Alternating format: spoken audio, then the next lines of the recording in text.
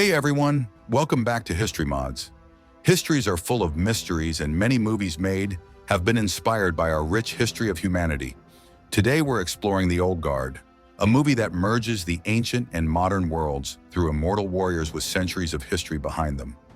Let's break down the real historical connections and dig deeper into the story behind these characters. Let's start with Andromache of Scythia, or Andy, the group's leader, played by Charlize Theron. But who is Andromache really? In the film, Andy is over 6,000 years old, hailing from a time even before recorded history. Her name ties back to Scythia, an ancient region that existed around 800 BCE, covering parts of what is now Central Asia, Ukraine, and southern Russia. The Scythians were known for their nomadic lifestyle, fierce warriors, and archery skills. While Andromache is fictional, her character is a nod to these real ancient peoples.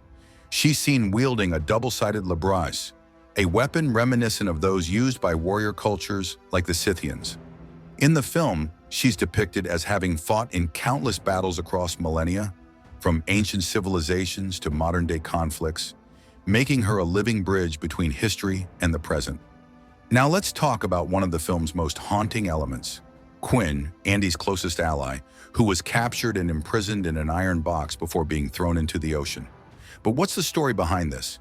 This scene draws inspiration from real historical practices of imprisonment and persecution, especially during the dark times of the witch trials across Europe and America. During the Salem witch trials in the 1600s, women accused of witchcraft were often subjected to brutal trials, including being submerged in water.